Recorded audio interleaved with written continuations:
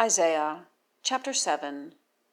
And it comes to pass in the days of Ahaz, son of Jotham, son of Uzziah, king of Judah, that Rezin, king of Aram, and Pekah, son of Remaliah, king of Israel, have gone up to Jerusalem, to battle against it, and he is not able to fight against it.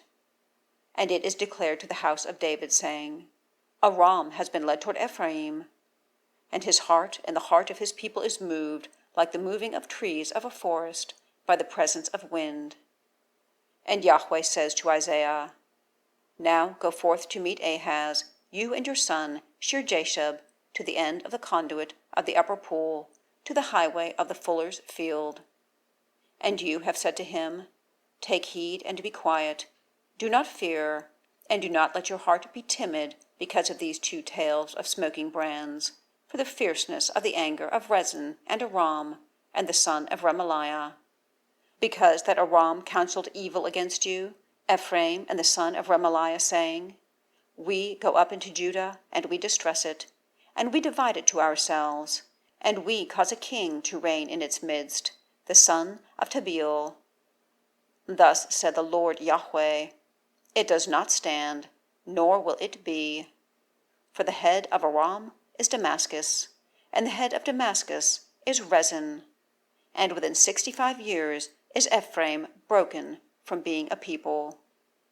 And the head of Ephraim is Samaria, and the head of Samaria is the son of Remaliah.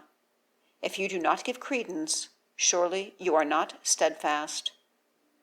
And Yahweh adds to Ahaz, saying, Ask for a sign from your God Yahweh, make the request deep, or make it high upwards. And Ahaz says, I do not ask, nor try Yahweh. And he says, Now hear, O house of David, is it a little thing for you to weary men, that you also weary my God? Therefore the Lord himself gives you a sign. Behold, the virgin is conceiving, and is bringing forth a son, and has called his name Immanuel.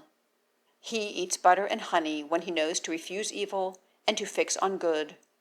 For before the youth knows to refuse evil and to fix on good, the land you are distressed with is forsaken because of her two kings.